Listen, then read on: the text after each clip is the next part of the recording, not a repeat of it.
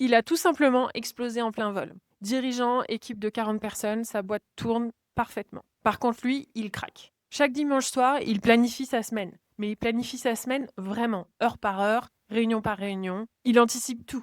Et si mon associé change d'avis? Et si cette nouvelle recrue n'est pas la bonne? Et si demain tout s'effondre? Quand on a commencé le coaching, il m'a expliqué que pour lui, cette anticipation poussée, c'était une forme de leadership. Il avait l'impression d'être exemplaire, il avait l'impression d'éviter la panique. Sauf qu'au fur et à mesure de l'accompagnement, il s'est rendu compte que en fait, ce qu'il mettait en place, c'était une sorte de panique mais organisée. C'était le serpent qui se mord la queue. Plus il planifiait, plus il stressait, plus il anticipait, plus il paniquait. Pourquoi? Parce qu'en fait, en planifiant tout, il envoie un message à son cerveau qui est danger partout. Chaque plan B, c'est un signal d'alerte et chaque scénario catastrophe, c'est une espèce de menace. Et donc, son cerveau est tout le temps en mode survie. Je lui ai donc demandé combien de fois dans ta vie les choses se sont effondrées et comment tu t'en es sorti. Et là, silence. Il a réfléchi un peu et puis il me répond avec un sourire en coin. À chaque fois, et c'est arrivé très souvent, mais à chaque fois, on a rebondi. Avec cette simple question, je l'ai forcé à sortir de l'anxiété, à sortir de l'émotion pour revenir sur le factuel. Et il s'est rendu compte qu'avec toute son expérience, il arrive à gérer dans l'incertitude et il arrive à gérer quand c'est la merde. 6 mois plus tard, il m'écrit: je dors, je délègue, et bizarrement, ça roule beaucoup mieux.